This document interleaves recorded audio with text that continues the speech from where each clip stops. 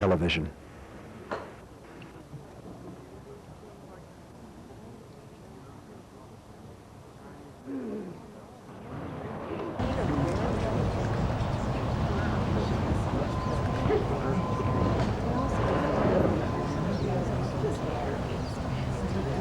Not really.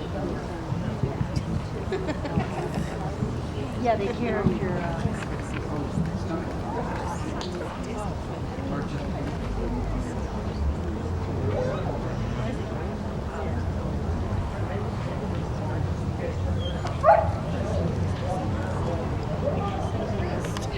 One thing I said is they just wanted to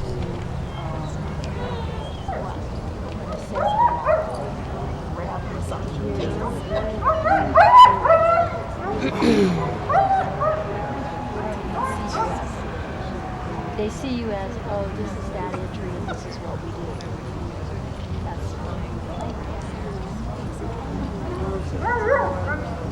and obviously they want to be a therapist and they want to do their job.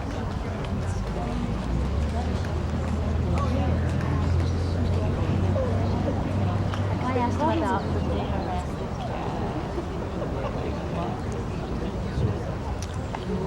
Well, hi. You've just had your first exercise in Native American way. I don't know if any of you have ever heard of Indian time, but Grandfather Wallace is on Indian time right now, which translates as spirit time, which means that everything happens in its proper time. And so we'll all get our lessons of waiting and hoping that he comes. And Grandfather always talks about that we need 4 qualities: patience, endurance, courage, and alertness. So he'll give you a little exercise in patience tonight. I'm Connie Marlow, and I am the founder of Friends of Earth People, which is a small foundation here in the Valley that's been bringing Native Americans to the Valley since 1991. The vision and mission of Friends of Earth People is that the Native people have been holding information for all of mankind for thousands of years that we haven't allowed in our belief systems. And so we feel that once we access this information and come to understand that it has to do with the true nature of the universe, that we will begin to make choices in our lives that will put us more in balance and harmony with the rest of creation. So I have spent the past few years bringing Native American elders here to the Valley to perform ceremonies and give workshops and lectures in an effort to present this information to the mainstream so that we can take that information and in our leadership role in the world, we can start to model a new way of walking on Earth. So one thing, Wallace is here tonight, will be here tonight, and as you've noticed, it's a free talk. We're not asking for donations or charging for him to speak. And on the table over there, there's some bumper stickers from Friends of Earth People that have the concepts that are taken from the concepts of Native American thought that are also giveaways to you. And I would just like to say that this giveaway is an example for you to take home with you and then maybe start to give away from your heart to the next person. That is at the foundation of Native American thinking is the giveaway. And it's something we've missed in our belief system, that we have a system of, shall we call it hoarding? It's called saving, it's called hoarding, it's called whatever it is that what we've been doing in this amassing of wealth system that we have. And it's my observation over the past 10 years that I've been spending with the Native American people that the giveaway is at the foundation of bringing abundance into your own life. So it's actually the opposite of what we have been led to believe. So I would just suggest that you take that home and try it out. I'm sure many of you, most of you, all of you, are doing it already because we're really getting tired of charging for what we do and counting and keeping track. So I'm sure that it's something that's tugging at your hearts already. And so I just wanted to point that out with the hopes of inspiring people to maybe do things a little differently after tonight. Wallace, I'm going to introduce Wallace. He's on his way. He left Denver, and they're coming over the pass. And I'm sure the woman who's bringing him is fretful. But meanwhile, I'll introduce Wallace, and then I will open it up. If he's not here, I will open it up for anybody to ask any questions of me or to make comments or to ask questions of the group, and people can answer whatever they know.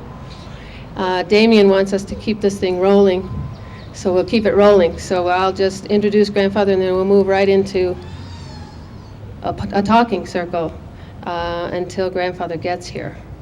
So I need a drink. It's hot out here in the sun.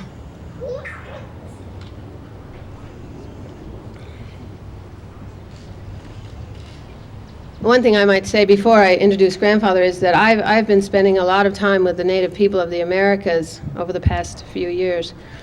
And I've been getting clues as to how we walk in balance with the earth and the rest of creation from the Native American people. And what I've ascertained is that most of it has to do with almost exactly the opposite of everything we've been taught, and that our ancestors and forefathers have passed down through the generations in Western thought.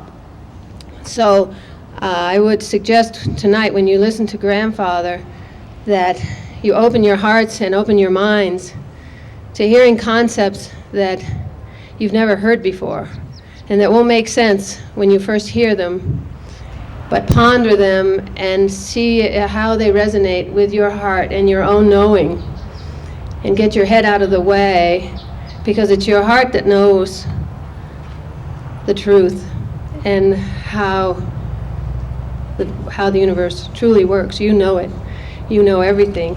It's just that your head has been trained since birth that it's this way, not that way. And listening to Grandfather, you can get some clues that maybe it's that way, not this way. And I don't know how many of you have seen Bullworth and the Truman Show, but those two mainstream movies have started to punch holes in our belief systems and in our systems. And it's really heartening to see, because I just hear this stuff when I'm hanging out with these old elders, and my thought has shifted entirely out of the prevailing paradigm. And it's nice to see that the mainstream is starting to bring this questioning frame of mind to the public through the movies. So I recommend those two movies if you want to have some fun and start to confirm some of your own questioning about what we're doing here in 1998. So anyway, that's that. And so let me introduce Grandfather. He is a Lakota elder.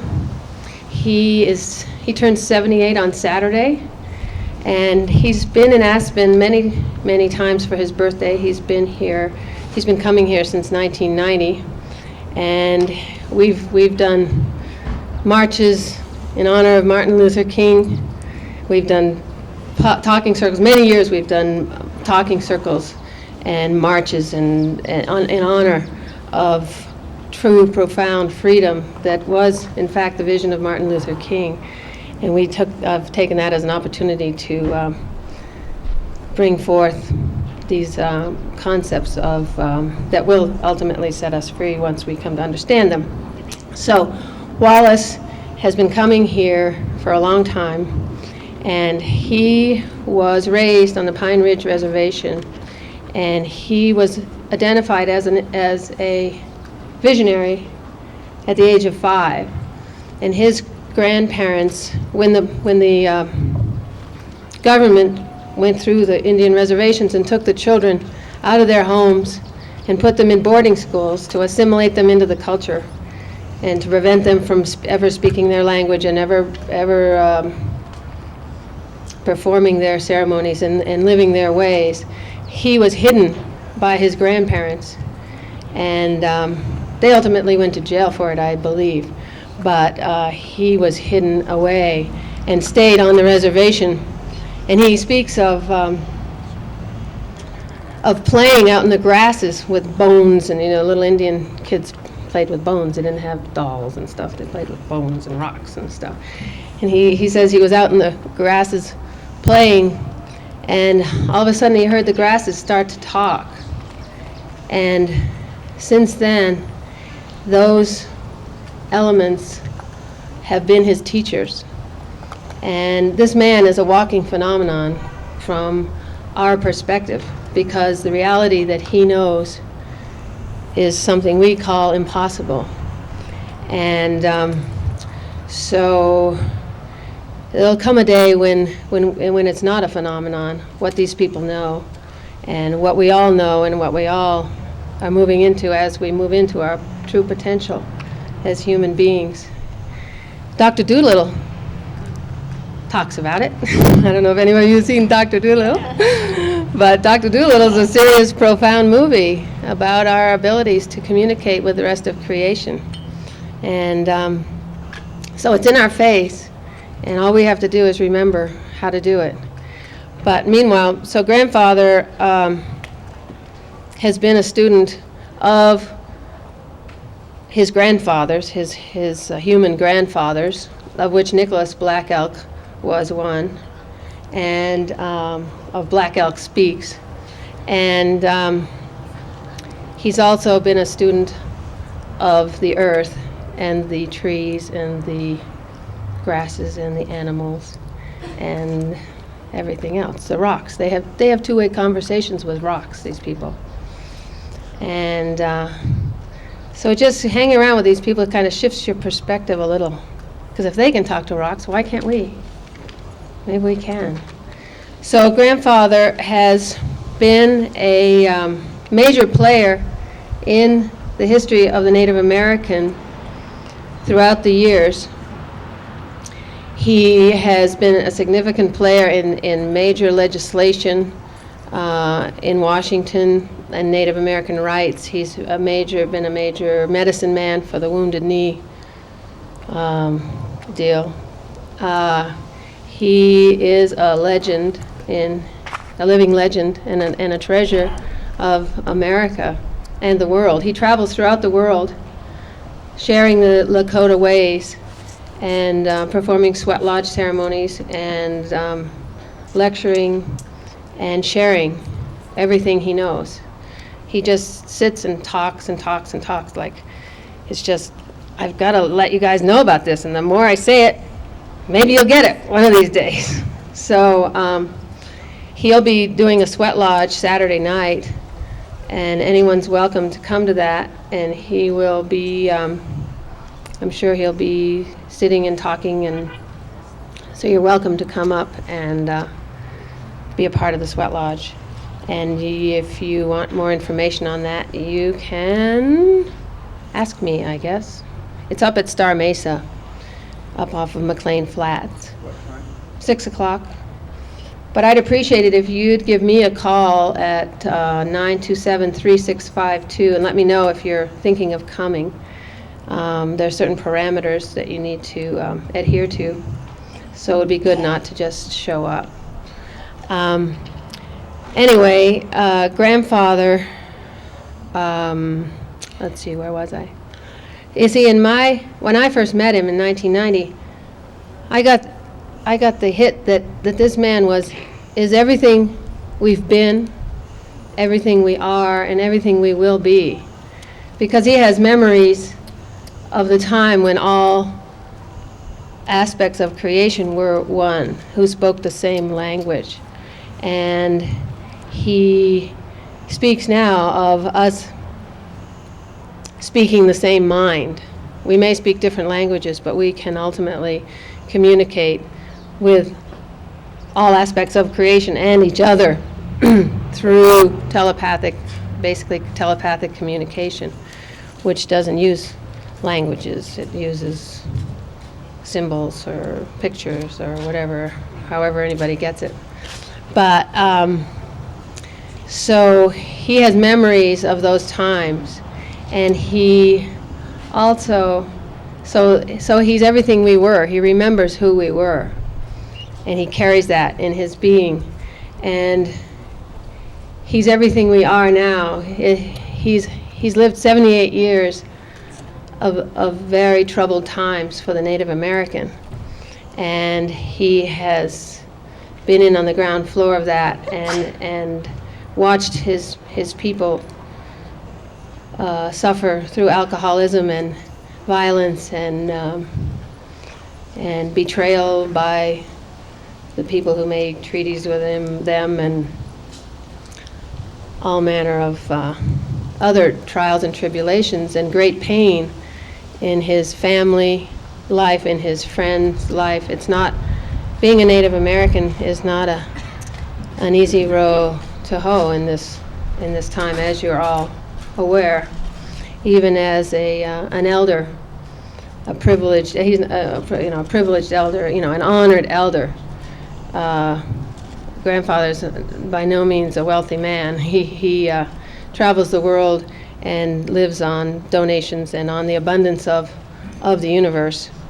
And so that way he's everything we are. And he's very sophisticated in his knowledge of the white ways and his knowledge of the English language. He's never been to school, and he will run circles around any of us with the English language, the grammar and the punctuation and concepts, any other thing, and that we might want to challenge him on. I suggest before you challenge him on just about anything, you think twice, because he gets his information right across his forehead on a TV screen. He's hooked up to the unified field and gets any information he needs. Like I said, he's a walking phenomenon. But he, as a representative of us today, he's a modern American person who watches TV and likes wrestling and and smokes. And my son said, "You mean grandfather watches TV?" Yeah, grandfather watches TV. He likes wrestling, So he's human. And then to say that he's everything we will be, he has vision of the future. He knows what the future is going to look like, and he will be sharing that with you here and there. But the end of the world as we know it is in process of occurring, and it's really good news, guys, because it's just the end of the yucky stuff we've been doing to each other. So it has to do with the coming of heaven on earth, and just kind of graduating from this phase of the human evolutionary process. And he is very cognizant of all aspects of this. And if you listen closely, you'll hear him describe aspects of it. So anyway, let me think what else I have to say. One other thing, and I'll close after this, and that is that what I've ascertained is that the Native American people have been holding this information for us in their way of life, and in their elders, their holy people, have kept the truth alive on the planet while we have gone to sleep and tried out how to do it without being aligned with the truth. And that these people have been holding this for thousands and thousands of years in their way of life. So there are clues for us, for all of mankind, on what the truth will look like when it comes on the planet. It hasn't been here yet. It hasn't been in the physical, in operation through the human race yet. The Indians have been under the same energy of fear and separation that we've been under all these thousands of years. That fear has left the planet. That energy has left the planet. And it's now time for us as leaders. The white people are the leaders, and the Indian people recognize that. Their prophecy recognizes that, as much as they hate to admit it, because they're really mad at us for good reason. But it's up to us to take these clues and take this information and live it and do it and show the world that it can be done, so that we can get on with what we really came here to do. So I guess that's all I have to say. If anybody has any comments or questions, we'll just keep rolling here till Grandfather gets here. Can we get a copy of the video? I don't know. You have to talk to Damien. He wants to know if we can get a copy of the video. Yeah, sure. Just contact Grassroots TV. We don't want to come up and use the mic? Oh, Trish.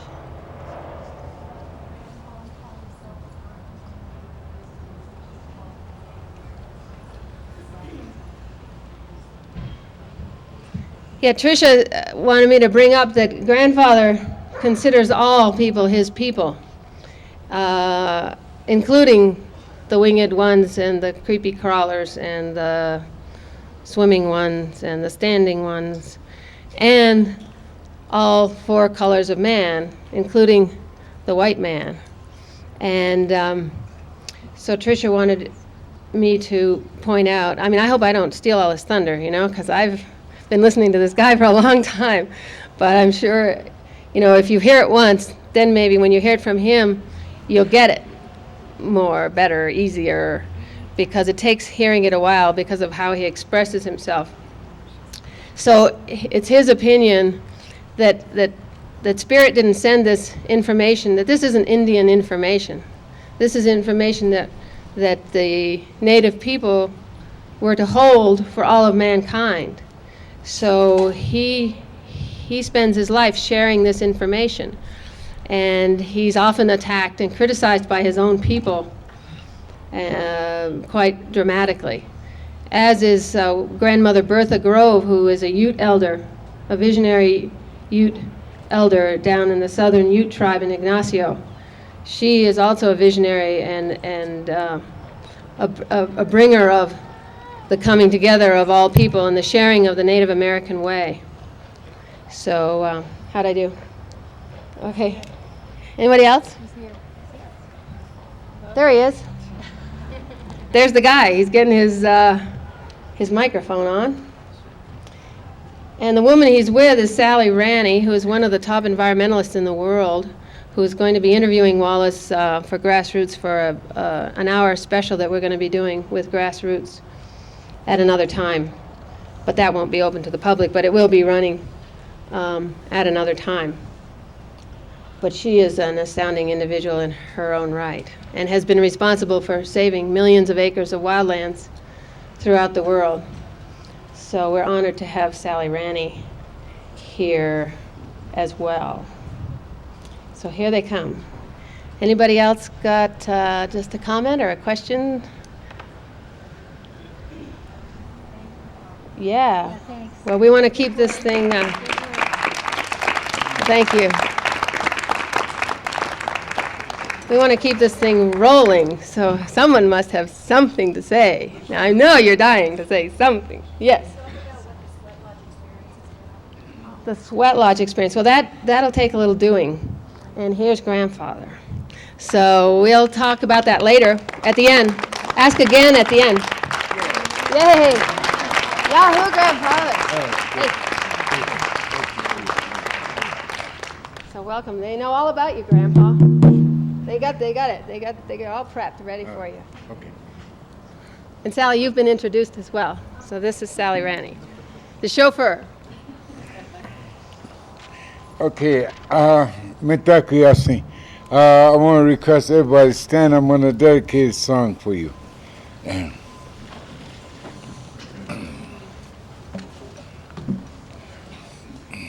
Eagle song.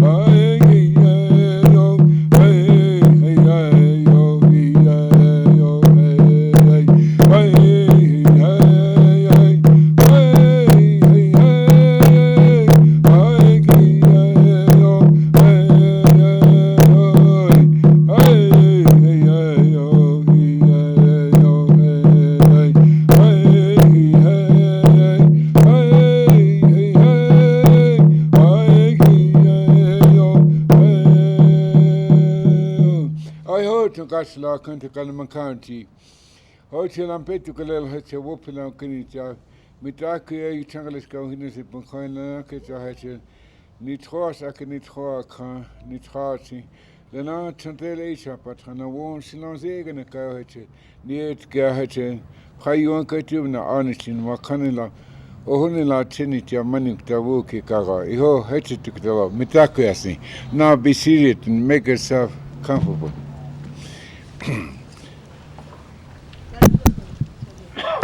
Yeah, okay. Yo, Mitaku Asi, good to see you. And I didn't know I had this many family. My family is this big, okay. Good to see you.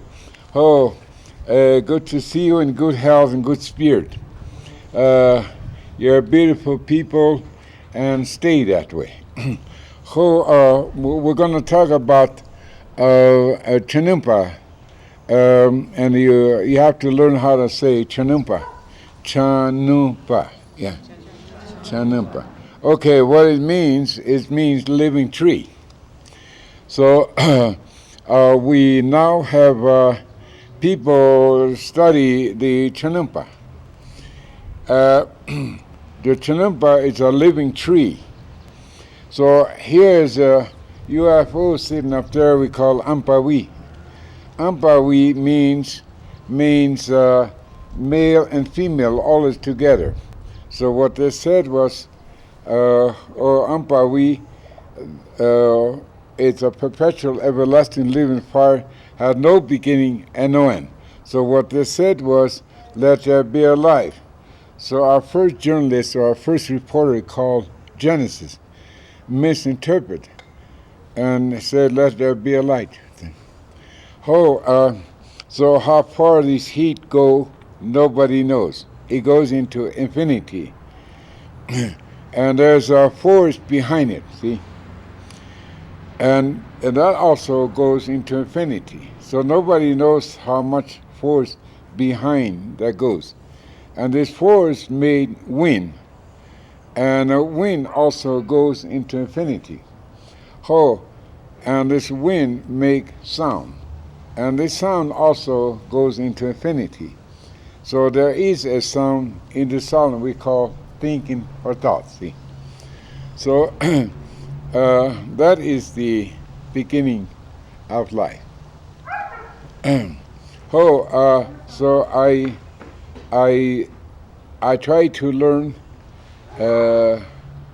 how to speak English, and I had a one heck of time with it because I grew up in the bushes and my forefathers. You know, I was the fifth generation. I never realized how fortunate I was. You hear me back there? Okay. Maybe I should disconnect. Yeah, you want this? Yeah, I want to hold it.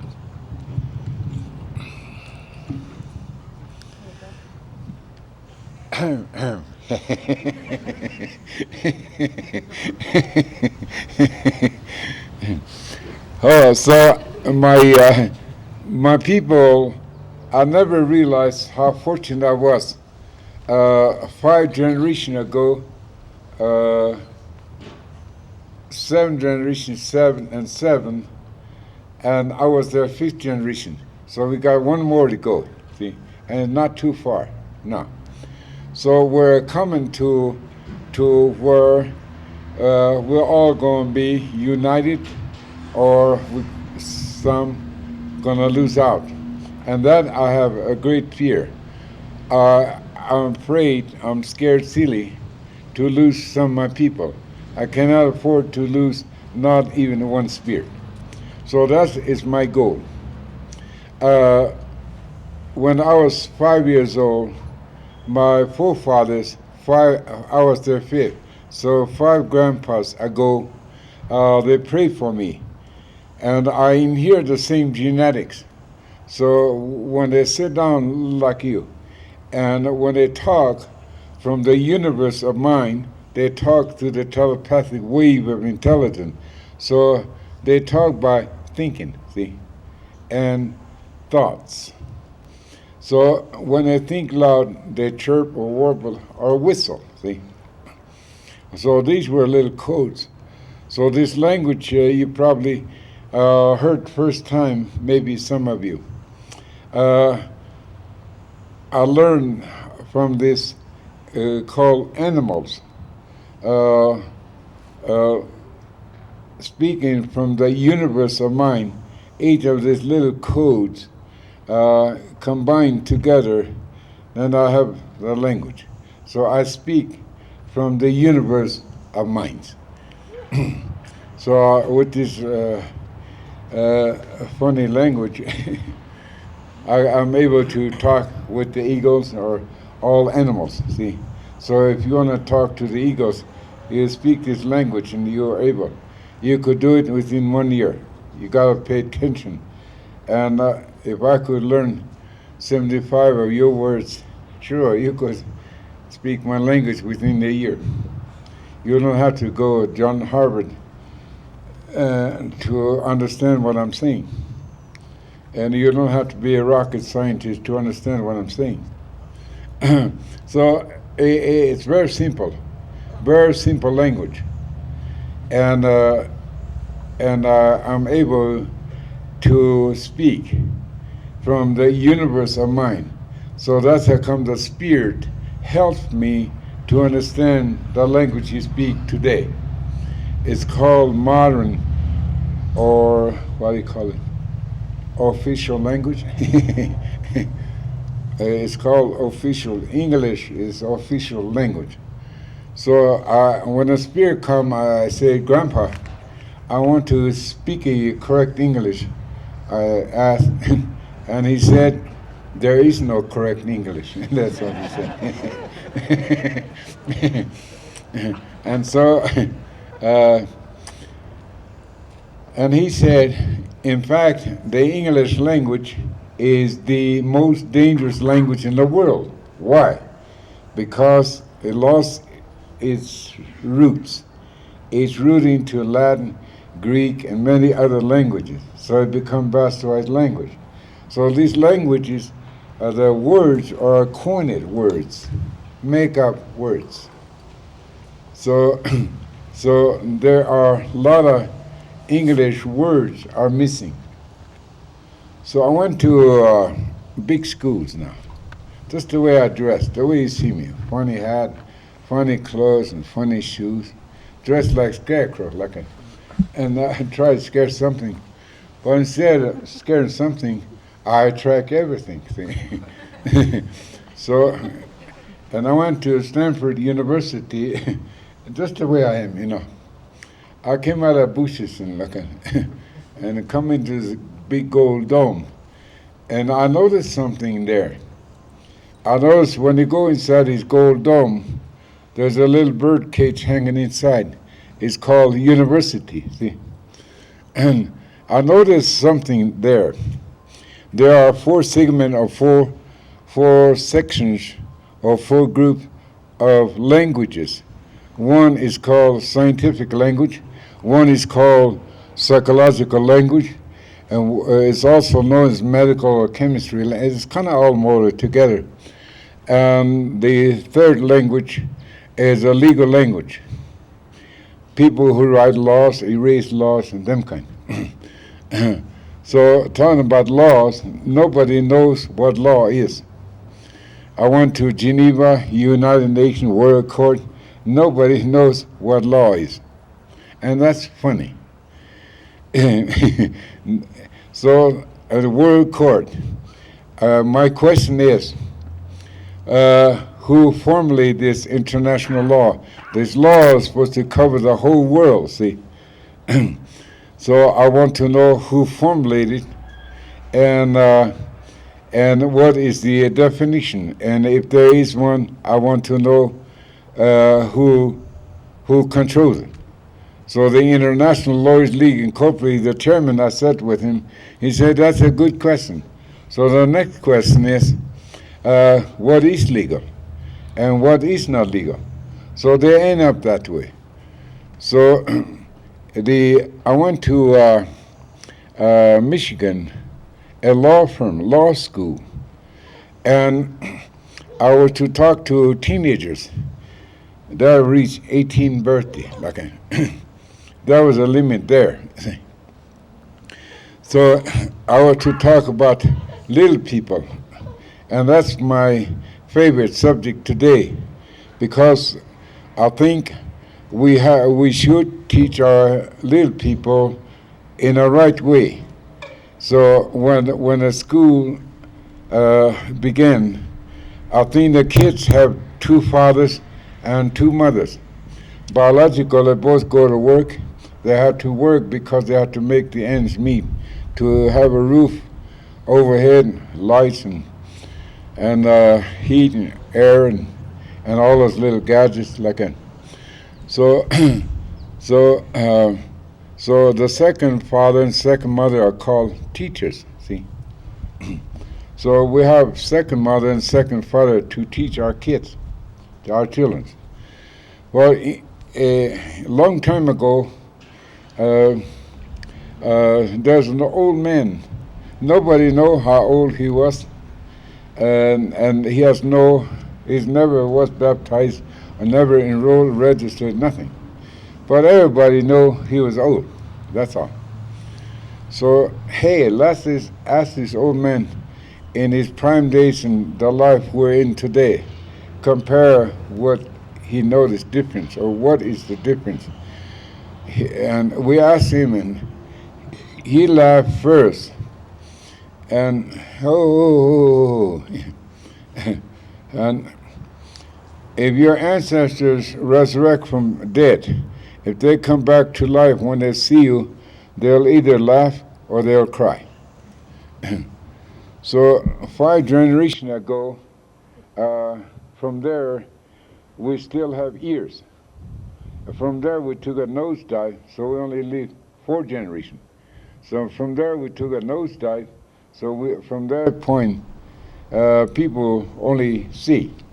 So when you go to school, I see a cat, or I see a dog, or 1 to 9 and 0. 0 means nothing. So I think we're misteaching our kids. They don't know where 1 come from. 1 is 1. 1 plus 1, and so on. 2 plus 2. But I don't think they understand what 2 plus 2 is. So this 1 to 9, 0, well, where the 1 come from, it came from there, see? the wisdom is a creator, and the knowledge is a woman. She is the temple of God who gave birth and life to all living. So Genesis wrote God created heaven and earth and everything. See, thing. I learned a lot from John Harvard. He goes like this and see the whole world in front of him, and everything was beyond explanation. So he called it stuff and things. See, so now you guys force me to use high-tech words and like high-tech words. But the language I speak, there's no word for stuff and things. So anyway, now I think the wisdom encompasses the knowledge. So if you look up, Tukashla wears a huge, immense blue robe, and he wears 9 crowns of stars. We call them star people. They were here to assist and help us and to start a fireplace and the altar and a little dome, see. So they helped us. So the star people, I think some the journalists or reporters, each one write a book. I think there's 66 books. So I put them all together called Holy Bible, see. But it seemed like the little hippie guy got sandwiched in between, see. And before, called Old Testament, this side is New Testament, see. So one of the reporters reported that in the very beginning there's total darkness and like that, you know.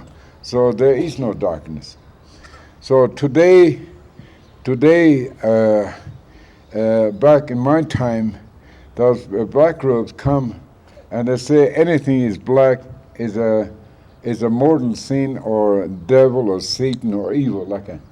But when I carried the chinampa, and I was the first time when I go up to the mountain, and I was 9 years old now. So I started from 5, so I kind of got a late start. But next 4 years I caught up with it, see. So I'm now holding a chinampa, and as the darkness approached, I was getting smaller and smaller. I was like a little particle when it came over me. And inside this black light, I saw stars. And they came and they talked. So some of the reported over here, they call them angels. They call them angels. But here, today's scientists call them, or people, when they see some object, light or something, they call them UFOs. So that one is called UFO. So scientists, they start, well, we started with Big Bang and Big Blast. See, that's where they start, see. So I now teach science, psychology, medical, chemistry, and legal. I train lawyers now. And I bring all the religious people together. So now I speak 4 languages now. So, and that's funny. So going to a big school, and one of the big school, Stanford University, and this happened to be psychology department, and I were to translate psychology. I came out of bushes, see, and I was to translate. And that time they passed a law in the state of California that the English language is the official language. So I had to hurry here and there, try to pick up words here and little people and all. I might as well go up to Washington, D.C., where all the highest educated people ever assembled together. I might as well go over there and try to pick a word. Maybe possible too. Then I heard Nixon cuss, Jesus Christ. So I picked that one up, like that. So I learned a few vocabularies now. So can you speak official language? Yeah, sure. And I'm proud of it. Well, say something. God damn you, son of a bitch. Jesus Christ. I thought that was the official language. Because everywhere I go, I hear this. So I thought that was the official language. But when I came back, a spirit come in and gave me help. I'm saying some bad words. So don't ever say that to me again. So I quit speaking the official language. So it's better for me to speak my own language. And I try to use this adopted language to interpret and translate. But to bring a word out, I had to bring the motivation, the feeling, the unsound, bring it together, and then one word comes out. See? But here, I was in New York City at a university. We're all sitting outside and watching TV, that movie box. And all the kids all over the world come. There was a spelling contest. Oh, them little guys, they could spell those big, long $10 words or $40 words. I never even heard some of this word they spell. I can't even pronounce it. They spell. Oh, what do you think? Well, I don't think. You guys think, I said. But I'm going to tell you something. All this school across the board, all the kids have spelling contests. But why is that not one word English was spelled? It's all Latin, Greek, and some mixed language. So why is that they don't spell English word? Not one word. So I'm trying to speak English. And I had one heck of a time with it. But I don't speak English, but I do speak Lakota very fluently. Yeah. So I didn't know. I didn't realize how fortunate I was. I hang around with 5 grandpas and 5 grandmas ago. So I have 10 grandpas and 10 grandmas on both sides, my father and mother's side. And they have brothers and sisters, so I had a whole bunch of them. So, and I was too small when my 5th one left. So I stay, eat and sleep, stay with my 4 grandpa and grandmas ago. So I always like to start the fire.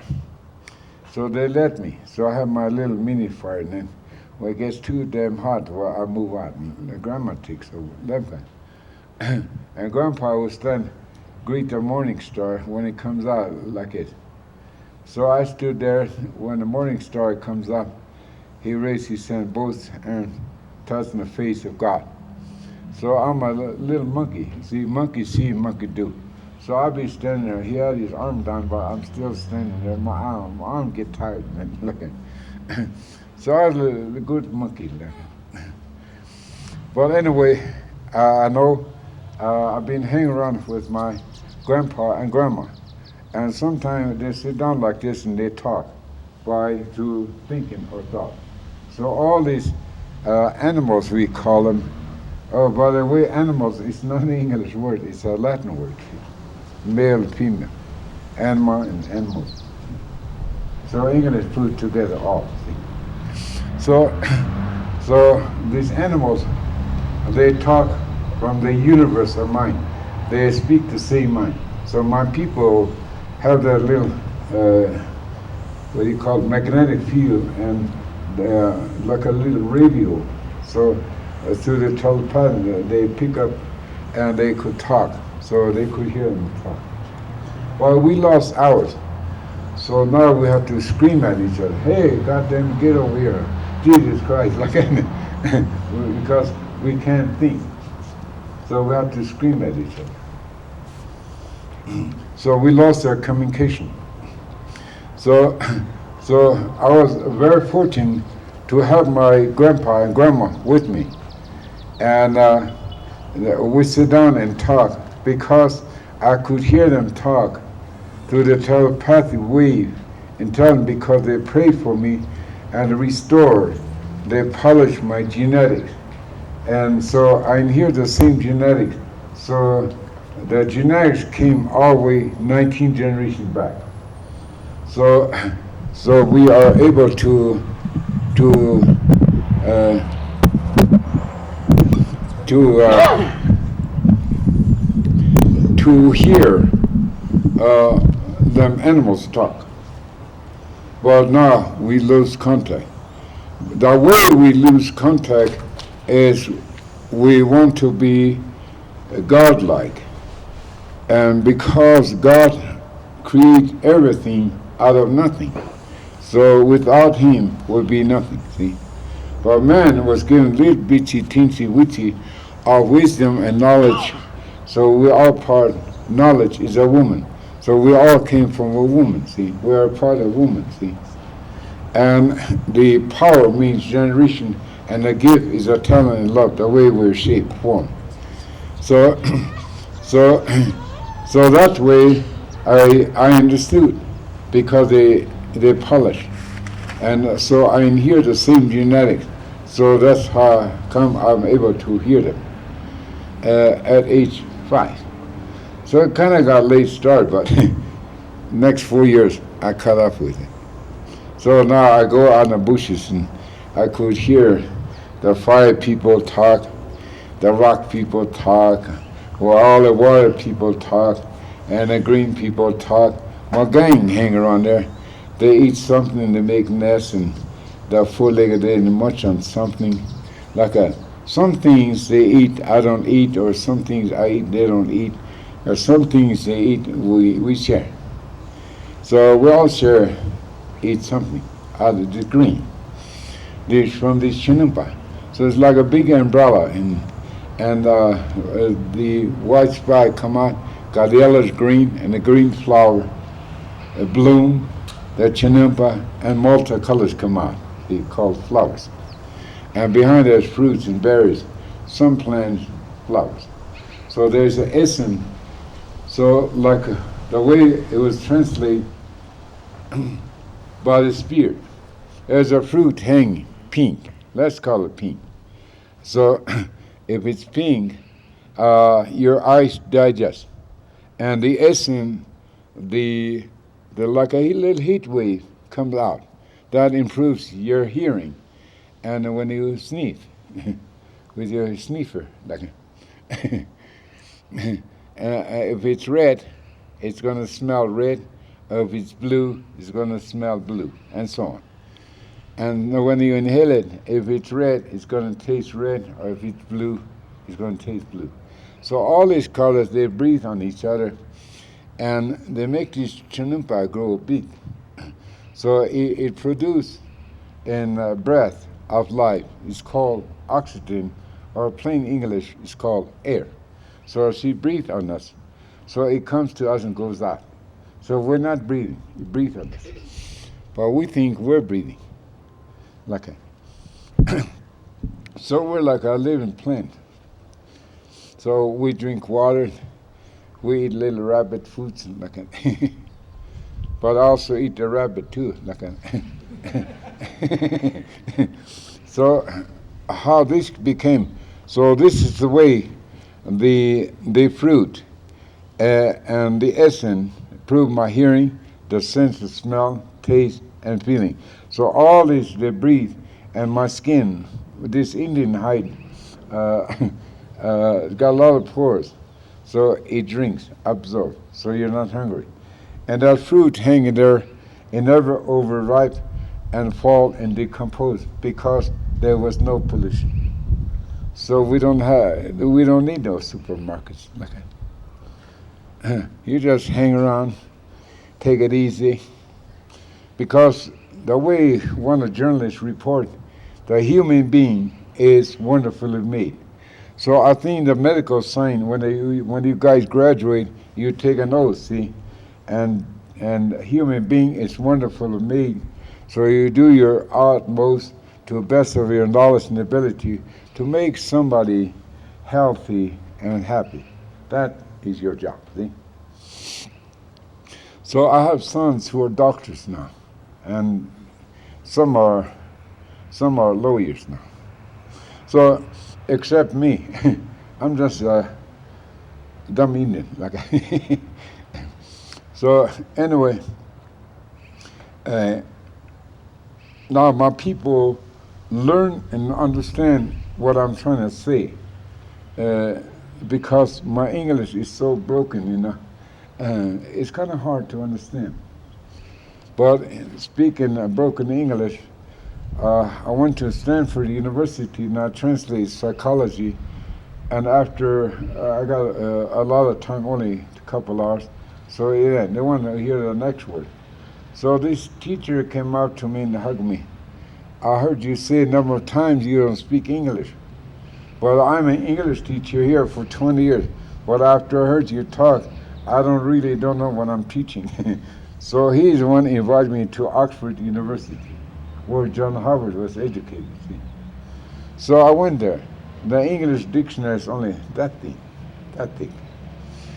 And all this English language, a lot of languages are lost. Vocabularies are lost. And some are changed, coined. So there's a lot of links are missing in the English language. So that's how come I speak broken English. So my brother went to John Harvard, graduated. He came back. Hey, you Skin. He called me Skin because I wear buckskins a lot of times, moccasins and like that. So he called me Skin. He called me Skin. Hey, you dumb Indian, like that. And he went like this. I have intellect, and you don't have no intellect. To this day, I don't understand what he's trying to tell me, because I'm too dumb like that. But anyway, I'm embarrassed and I'm ashamed of it. Don't speak English. When you speak Lakota, you rattle off. So these people, they don't understand your language, so they don't know where you put your punctuation marks. Like that. So they don't care. And besides, your language is useless. Like that. Hey, the top-notch educator from John Harvard. So I helped him. I bought him a piece of paper, cheapy paper, cost $45,000. The rest $1.5 million, like that. They're expensive papers. So I went to Stanford University, and they said the head of the dean come in. Where's your credential? What university did you go to school in them kind? So I said, sir, Your Honor, I never had a piece of paper in my life, and so is my forefathers. We never had a piece of paper. So who has the power to give me a piece of paper and wave a piece of, hey, grandfather, come here, look at it. And if you go to school there at that time, one of us, first time, in a Richmond school. If you're poor, you got to go to poor school. If you're rich, you go there. See? So, but somehow he sneaked in. Like that. So he was sitting there, and he started saying, hey, uncle, you're right. Tokashla, you forgot to sign this paper. So the head of the dean blushing. Well, okay. Go ahead and make your presentation. So he's the head of the dean, so he could open the window and throw me out, see? Yeah, he's the authority, see? But I don't know why, maybe out of curiosity or something, he allows me to make my presentation, Stanford University. So now after this presentation I made, these deans, they want to huddle over here. They want to give me some kind of PhD, but they don't know what to give me, because already it's built in me. It's all built in you. You're born with it, see? But you don't know how to use it, that's all. So they don't know what to give me. So they gave me an honorary degree at Stanford. So, well, there's a killer was here on the wall, see? Well, there's a sign, killer was here. Well, hanging next to that sign, killer was here, looking. That paper they gave me. Well, anyway, it is good to go the natural way, and that's why you're here. Something brought you here, and something brought me here. I don't know what is it, but something called mystery brought me here. Something brought you here. So I credit you for being intelligent. For that, you're intelligent. You're seeking something you want to see further than just to see with your naked eyes. I think we're just relying too much of our naked eye. You have to see this, and you have to touch and believe. It's called education, see. So you lost your hearing, you lost your sniff, smell, the essence of detecting the sense of the Mother Earth, and you lost the taste. You lost it. So you don't know what goes through your mouth. It's always mixed. So all the tastes are mixed. So you don't know what you're tasting. But I like rabbit food too. I like rabbit food. But I pull the carrots out of the earth and kind of shake the dirt off. Like that, like Bucket Bunny, like that. Oh, that's my speed, you know. So that's where I eat rabbit food. And I eat the rabbit food. And I eat the rabbit too. So we are I'm very fortunate to come to bring something that is lost. So now we are here to understand each other. We used to point finger at each other maybe thousands and thousands and thousands of years, but we never got nowhere. So now we end up in here. We end up over here, see, under this gold dome, see. So the gold dome encompasses the whole world now. So we're living under a gold dome. So when you go inside a gold dome, get better education, and you could crawl under that gold dome. So what's inside a gold dome? This long island we call Long Island, we call it Turtle Island, from north to south. This long island was the home of peace. And they call Lakota. So I am truly a Lakota. So now you truly could say you man a Lakota. You could say it now. But you never saw an Indian. You don't even know what you say. So in Congress today, the highest educated people today, and we have an English interpreter called Webster. But Webster doesn't know a damn thing, see? And he could not define what is Indian, see? So now the third Congress changed its tone and who is Indian, see? And only half will be regarded as Indian or white, see? So how about the 4th and 16th president down to drop? Who are they? Okay. So now I began to speak the English now, and I could hear it now, see? So with the help of the Spirit. So now I'm able to stand in the biggest school in the world now. Because what you hear today, there is no institution in the entire world that teaches or preaches what you hear today. There is no. There's no institution in the world. But only just a handful of us, we call Chinumpa. It's a piece of wood and a piece of stone. Oh, I forgot to tell you, I put a little green in there. Okay. So now I think that's what we want to learn. So we want to go the natural way. So I have mathematical language from England. I think this is the 50-year anniversary of a computer, see? So what is computer? Computer is nothing but a dumb piece of machine that has no sniff and that has no ears and has no tongue and that has no taste and that has no feeling.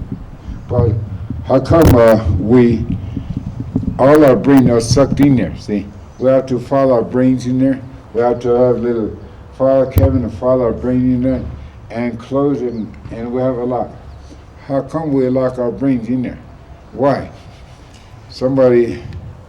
You're afraid somebody might steal your brain, so that's how come we have a lock on it. Locks on the computers and laws. So now we have to lock our brains someplace. Well, me, good thing. So the kids today, they have little backpacks on the back, and they pack their brains in their little bags, and they carry their brains on their back. So my little grandchild came, and they brought him from school. So I pick up, so Grandpa, so I hold a harness, and he unbuckled and took it off, slip out. And I pick up the little bag he's backpacking. I bet that bag he's packing around is weigh at least 10 pounds. And he weigh only 65 pounds. And his brain is 10 pounds. So, a good thing when I was a little guy hanging around the bushes, I didn't have no backpack, see. I didn't have no backpack because everything is there. So I communicate direct. So I don't have to backpack my brain. So, so this is the way I was brought up. So I'm very happy to come here and to relate what it's like to hang around the bushes, like that. So you could call me a bushman or whatever, like that. Well, I hang around there, see? So now I could talk with the fire people, the rock people, the water people, the green people, and all my gang hang around it. All the birds that hang around there, and all the four-legged. I'm curious, they nibble or something. I go over there and sniff too, but I never touch it. If I am allowed to, and I ask permission if I could taste what they eat. Yeah, sure, please, like that. Take a bite, like that. And then I eat, like that. So we all share. And those other little creepers and crawlers, each one eats something. And those mammals, they eat breakfast here and they crawl back in the water, or they hang around the water and they come up with green, eat breakfast, and they crawl back, like they call mammals. Some species, they still hang around to the bottom of the ocean. So I'm able to communicate with them. So sometimes they take me and give me invitation, so I go down there and visit around. On the way, this water, 7 miles deep, and there's rivers in the water, there's bays, there's lakes inside the water, and there's rivers in the water, and there's waterfalls and whirlwinds, some going down, some going up. When they come out, we call water wind. It's called hurricanes. So I learned that way. So I learned their language. And there's a ball of fire sitting in the middle. So the ball of fire has a shell. And the arteries, the main artery is this water. And all the green come out. They grew, if you look around, all this green grew side by side. Well, grandmother, she never makes a mistake. All what comes out of her body, she never interchange or even blend, never mixing. So I said one time, my sister-in-laws and brother-in-laws, they're all Catholic. They used to harp at me. If I eat a bark or leaf or flower or shoot or root, they used to call me, he eats snake food, he eats serpent food. Look at, they used to harass me in that way. So I eat snake food and serpent food, look at. But at the same time they preach God created heaven and earth and everything. But they call them serpent food and snake food, look at. So anyway, how my people attitude, the feeling was changed. Even though we live on the same, even though my own relatives, we were separate, we were divided. Now we're put in a big and medium and little small cages called Indian reservations. See? So there's another cage inside called tribal court. So here's a big state. So we're sitting in a big state cage, but there's an international cage. So we're sitting under a big cage, and we have 48 boxes inside. Now I heard there's 2 more beside this 48. So we all live in boxes. So what's inside the box? There's counties. And what's inside the counties? There's cities. So what's in the city? There's boxes called labor houses or workshops called factories. So we all live in boxes. So at Stanford University, I drew a circle and 4 square, so we all live in boxes. We live in 4 walls. We build 4 walls, and we try to escape from these 4 walls. So somebody got smart and notched the door, and we're freedom fighters, so we could go in and out anytime when we feel like it. But how come we have a lock on the door? How come we have to lock ourselves in every night? And let the evil roam the street free. See? So the police out there shooting those drugs, alcoholics, and robbers, murders, rapists, all of them, they're chasing them and shooting them. Then ambulance hauling them dead or dying, see? And now, right in our own backyard, our little people are killing little people. And our little people are making little people. So that law school, I went. Here's a black lady come with tears and offered me tobacco. Grandfather, I want you to pray for me. I'm a lawyer. And you see this woman sitting by the cot. She's my mother. And the man sitting next to her, that's her brother. And her brother, nephew, killed my son. Now, in this state, 1st-degree murder is a death penalty. Now, he killed my son, and now I'm a lawyer. Now we're going to put our nephew to death. We're going to kill 2. And I'm very sad. I don't know what to do. So I want you to pray for me. So I'm here to talk to the kids, 18. So everybody want to be 18. Oh, next month, tomorrow, next week, or tomorrow will be my birthday. I'll be 18. Now I could get behind the steering and get a driver's license. Now with my birth certificate, I'm 18. I could buy a 6-pack. Now get behind a wheel. So everybody want to be 18, see. And get behind the steering wheel and buy a 6-pack, see. But that is not so. That's what 18 doesn't mean. So when you become 18, you have to be self-sufficient, self-supporting. Because here is a bird, and the intelligent, so here is a mate, male and female. So Tukashla taught them how to build a nest and to feather and what to eat. So when they mate, they have eggs. And that time, it takes time to mature inside. So you're born inside, see? So when you come out, you have your mouth open. Papa and Mama bring food to your mouth. The wisdom and knowledge and power is put in your mouth. So when you observe it, you digest in your mind and body and spirit, see? So when you're able to feather and exercise, when you fly out of that nest, you land down below. And Papa and Mama won't be there. Eat this, don't do this, don't do that. They're not going to be there. But this society is called government or constitution. Do this, do that, don't do this, don't do that, at gunpoint, see? So you're driven at gunpoint, see? So all civilized and Christianized people have a right to bear arms. Why? And the history, if you read your history, they have a civil war. If there's civil, why they have wars?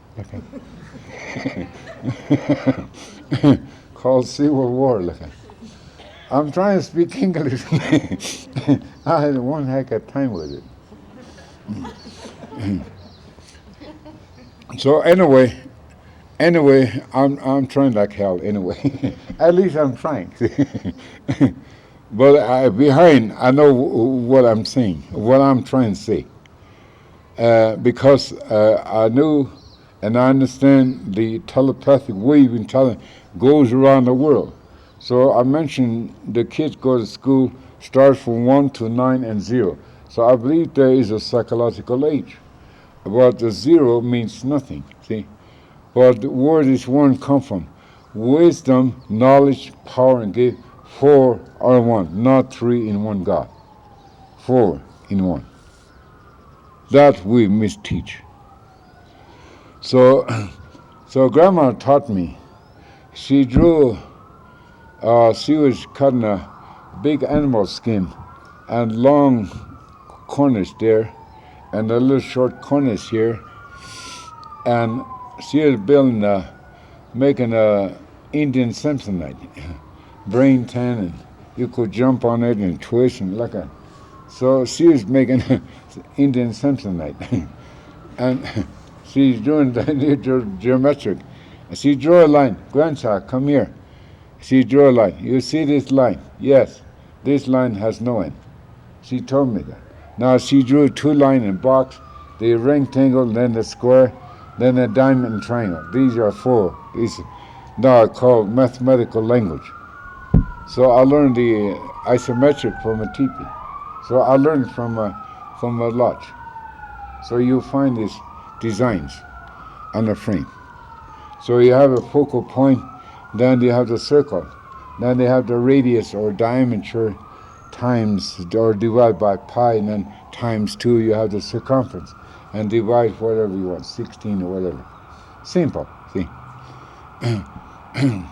So I learned that way from a Stone People Lodge. So it could be a university of university, see. So you could be a scientist if you really wanted to. You have to understand the fire, the rock we're sitting on, called universe, see? And all this green come by side. So, and then it breathes, so we're breathing. So we're like a living plant. We drink water and eat little green like that. So we're like a living plant. My half-side and I went to East, and there's a lady come from North, and she was talking to a high school kid. You're like bouquet of flowers. So all the kids are going like this and all like that. And we're all like bouquet of flowers, like a vase of flowers. So they're all going this way. But my half-side got up, and before we all jump in one vase, there's a problem here we have to solve. So when you touch a flower, that spirit leaves. So when you cut it, 4 days later it's dead. So I think I was over East, and somebody asked me, what do you think about these flowers? No, when you touch the spirit leaves. Any plant, you touch it, the spirit leaves. So when you cut it, they die. So I said, you know, I have a sister-in-law, it's a white girl. So I used to tease her, and she's Catholic too. You know, white women like dead flowers. So my brother bring a rose and plastic and a bow and a card, and she hold it like it. When she opens the door like it, smell good. Oh, I love you. And I'm put in the water. 4 days later, it died. Sniff, pew, sting, throw in the trash and like that. So that was a joke I put. So I went to Avida. Is that the way you pronounce it? Avida, near Minneapolis. They make perfume. Sniff school. Nose school. 5 experts, you know. And all them flowers were sent all over the world. And they have a big laboratory. It's like a hospital. You have to tiptoe because the floors are all polished. Everybody's wearing white coats like a, and like a. So they have little laboratories, and they throw the color, the yellow ones throw in the red ones and the purple over here, and they chop it up and they extract, and they put it back and distill. All the water evaporates and all the oil drip over here. So what colors they put in little vials. And then they put those colors together and make sniff. They make a change of sniff, the smell. The the perfume, the essence. So then they put labels. So one 3 colors was outstanding. Everybody couldn't sniff them. They all favored. The others, kind of, it's okay. And some, yeah, it's okay, but they don't sell. So they have to change colors so it'll attract more nose there to sell. So this was favored.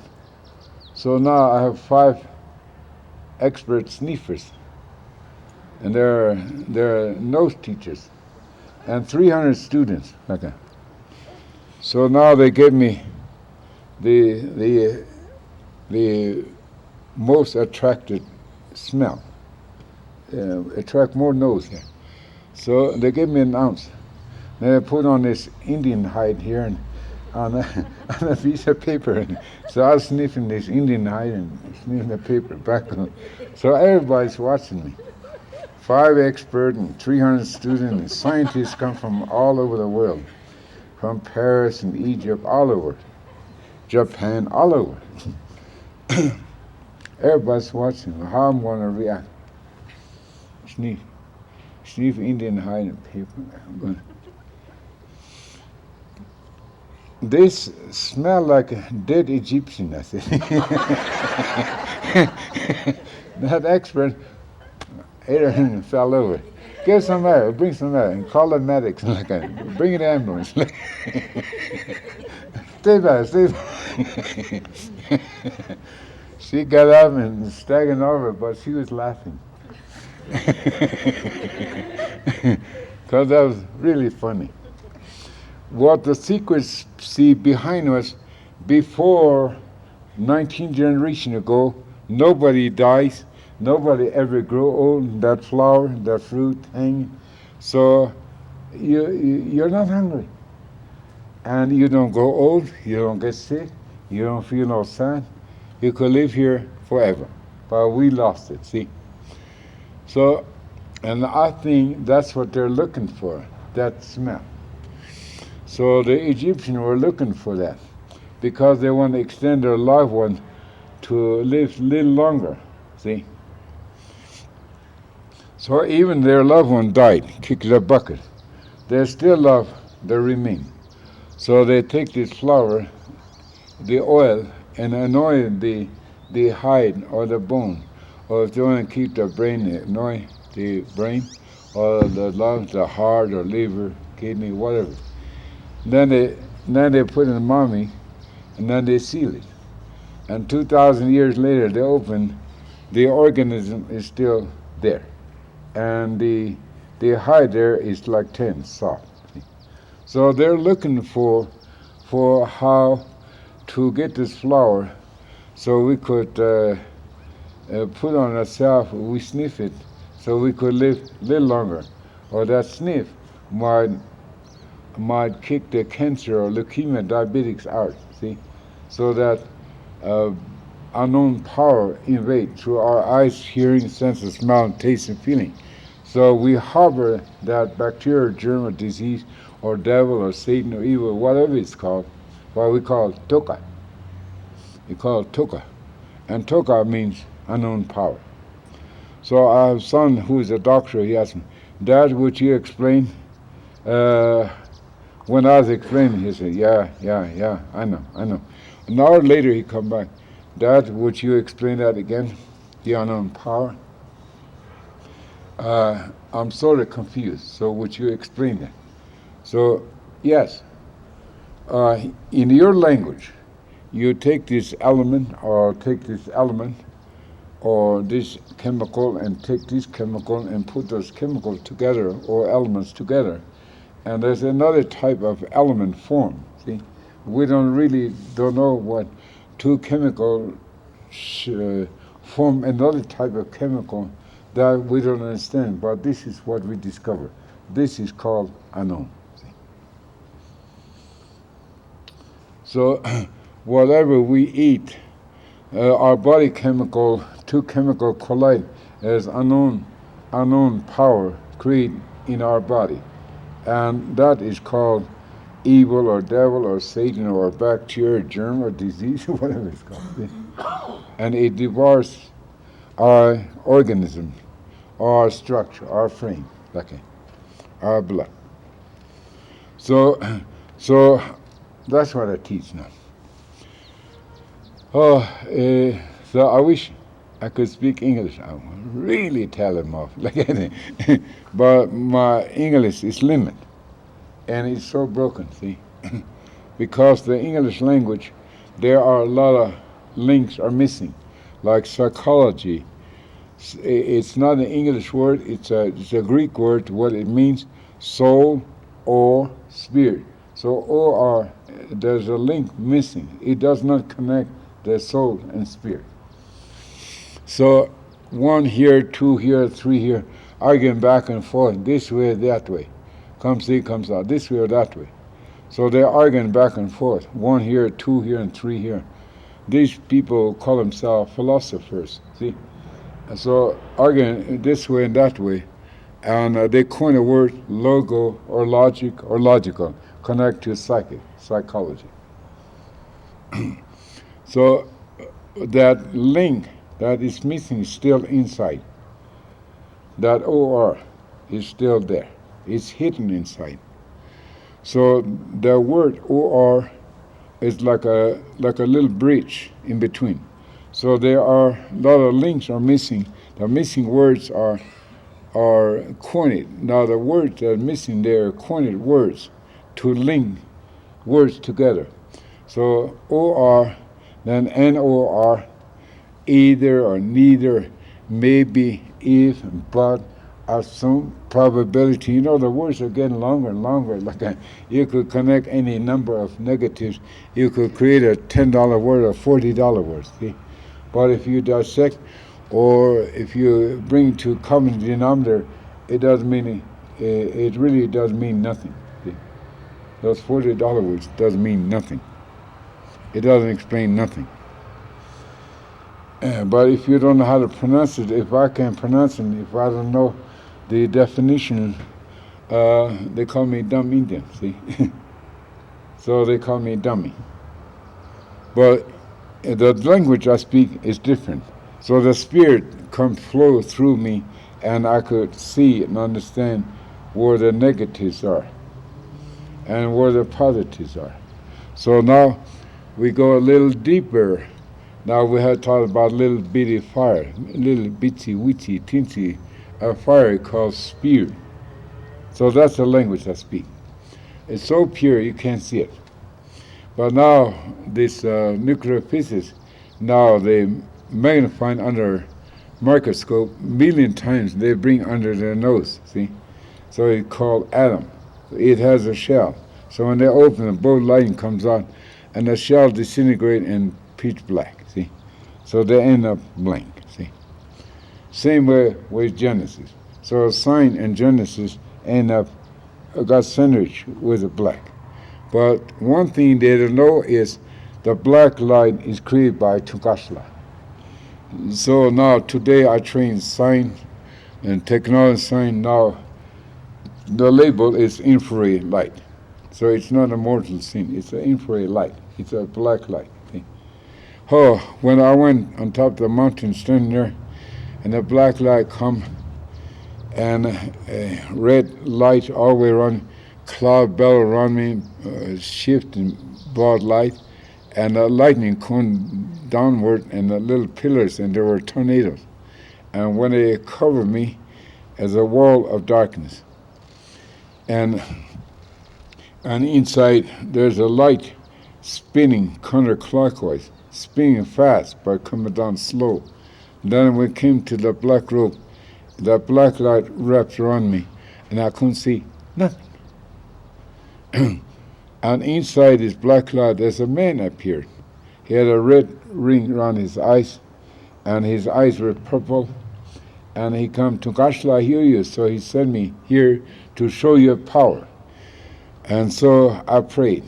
Then he come, and he touched my eyes, touched my nose, my mouth, my hands, my feet. And when he let me go, I could see like broad daylight. So you look out here, you could see you could see everything. Well, that won't scare you. But if you stand in pitch dark and somebody touches you and see all this, you're going to be scared silly. So now what the Spirit taught me is he took me inside my own eyeball and showed me around how the eyeball is made. And I was scared silly to see my own eyeball. So that infrared light is the center of our eye people. So we see through this infrared light. Oh, little bitty stuff like that. I love it, you know. So I'm not really educated, but little bitty stuff like that. I enjoy it because I see it. And they showed me. So that is the way I was brought up. So I didn't go to school. I don't know how to speak English, but I do speak Lakota very fluently. So you could understand this language real easy, simple. So if I could hear your language, sure, you're smart, you're educated. You all have doctorate degrees, so you could understand the language I speak. You've been hanging around here 500 years, so I think it's about time you ought to learn how to say Chanumpa. So you could understand the language I speak. Perfect, fluent. So I'm here. So this computer educator called the mathematical language. And it's funny, when I went to Oxford, they had a piece of paper, and all those people are sitting around, they don't speak the same language. But they had a piece of paper, and they drew a triangle, and they're arguing how many sides a triangle have. So they brought a wild Indian. They called me wild Indian or dumb Indian. So they thought they could educate an Indian. So now they educate an Indian, graduates from Yale University. So they brought him for education purpose. So he wears a whole suit, white shirt, necktie, and crew cut, and wears specs, and carries his brain in a briefcase like a and I walked in like a scarecrow. One look and snap his eyes, never say hi to me. If he was educated, he should go like this, you know, or like this, or like this, or like this, or go like this. Okay. Well, he didn't even look at me because I was classified as dumb Indian, and he was classified as educated Indian. So they brought him to these scientists. These people speak that mathematical language. They don't speak the same language, and the only language they speak is called mathematical language. It's called scientific language. Oh, they all speak. So we're sitting here arguing how many sides a triangle have. And the BIA, educated Indian, got up. 3. Well, those people never even blinked their eyes. So I said, hey, then people, they might have thought they heard the walls squeak, I said. And they overheard me and they started to laugh. So the guy took me there.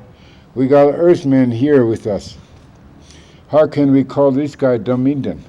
Seemed like he came out of Paris or came out of tall bushes or tall weeds, tall grasses. And here we create this concrete jungle.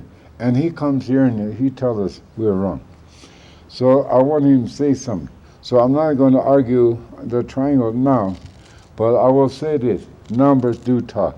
So the scientist sitting there, one glance, so I scored again, see? So numbers do talk, called scientific language. So I scored there. So numbers do talk. So that educated Indian went like this, and went like this, and then pointed his temple and go like this. He calls me crazy because I say numbers do talk. But all these people sitting around the table all agree.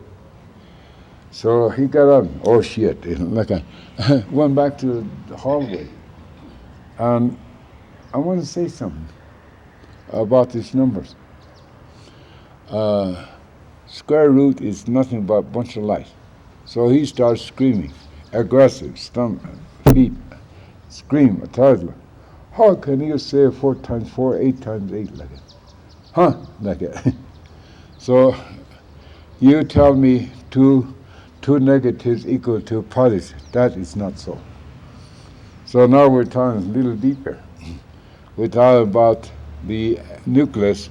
Now we're talking about the protons, the neutrons, and electrons. These they don't speak English. They all speak Greek. So all these little posters they're marching around this, they're Greek words. So proton, neutron, electrons are Greek words. See? So this nucleus, they speak Greek. See? They don't speak English. But the problem is those posters, they don't talk to each other. See? That's the problem now. So the proton called positive and the neutron, the negative, and the electron, when they're ground, the electron jump. If we could hold this electron long, called electricity, and so on. So I now enjoy this language now. But there are little guys build us 3 little parts, see, called quantums, see. But they're so small they can't see it. So they end up knowing nothing. So they end up losing their mind. They went insane. So anyway, I'm here to help you, and I want to, before I close, I want to tell you something about this mathematical language. And we all got sucked in this computer. And now, you know, like 1998, but they're so smart so and too lazy, so they left those 2 numbers out. So 98, 99, then 20 is going to come. And computer has no brain, so it'd be out of order, see. So that's what my girls are now scared. So year 2000, computer will be out of order. We won't be able to talk. Elevators, phone, and computers, IBM, radios, and television, airways. How many thousand airplanes up there now? They go conquer out. They go someplace, get lost someplace. Because it operates on a computer. But the worst one they're going to experience is that rock coming. You know that rock coming this way. They thought it's going to hit this rock we're sitting on. But it's going to miss us and zoom by past us, between us and the moon. But it's going to have millions and millions of tails. We saw this other one went by that way. I think it went that way. Okay. Had 3 tails. So this one coming, going to zoom by here, see? And that's going to, all the satellite will zoom by, and that will, all the satellites re-enter, they're gone for 5 minutes, see? So when it zooms, that destroys the current. And everything is going to blink out here. Elevators, computers, everything is going. Even car batteries would dim, flashlight would dim, like that. So we got to get ready. So my girls are getting ready. They're scared now. What can we do? Oh, you help us. Yeah, sure. Now being telling this. So we have to divert the natural way. Well, the mathematician, the I am the mathematician. I am the person that blueprint the computer, my technician, the assembly production line, goes in university and goes all the way down to kindergarten. Now kids are playing with it now. So, I want to talk to you. I wish you would come talk to my staff. And now I'm getting scared because what damage we done. Now we only employ 33 million, but next 10 years they'll double or triple, and it'll be totally out of control. So I don't think we're not going to make 10 years. So I wish you would come and help us. So we go the natural way. So the Chinampa is like a big radio, big amplifier. Don't need no batteries, see? It's all tuned with that sun and the earth tunes in. Wisdom, knowledge, power, and gift, 4 are one. See? So I think this is a big spiritual run-up now. So they're bringing us back together.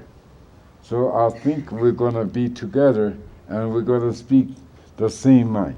We're going to speak in the universe of minds. We're going to speak the same mind again. So I really feel good now. Now I got this many educated people come. So something brought you here. That's what I said. Something. And you know it. I don't have to tell you. You already know it because I reach your mind. See? So I don't have to repeat. So anyway, what little I know, it's not much, that. And besides that, I don't know a damn thing. I'm just a dumb Indian.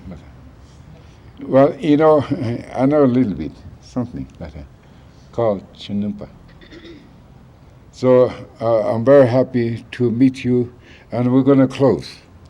Now, stand up, please. Yeah. Thank you, Grandfather. Oh, where's my boombox?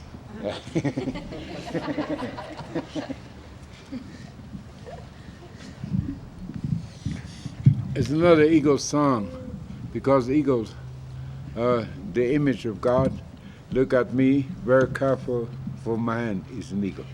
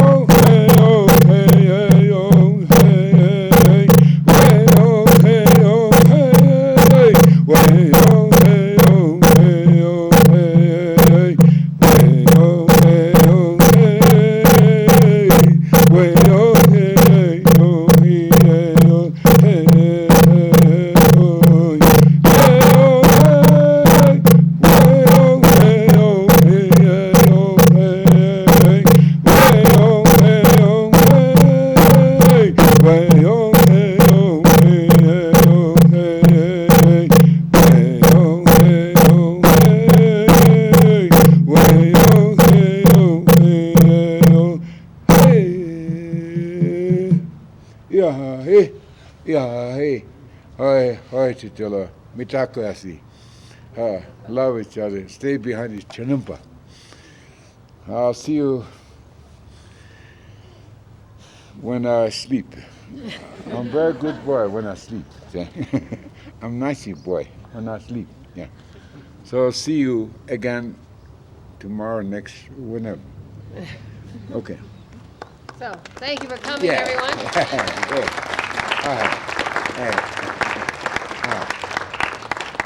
I'll stay.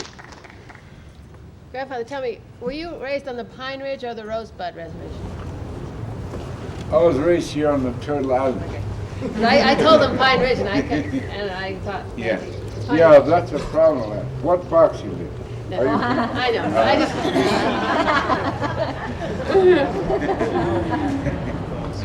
Okay. Yeah. Well, never mind. Yeah. Forget. My life is red. What God created, the blood is red. My life is red. Like colors. Beautiful. So black, red, yellow, white, blue, green, pink, lavender, and purple. It's all buildings. It's unique. Thank you. Thank you. Thank you. Cut 7 up.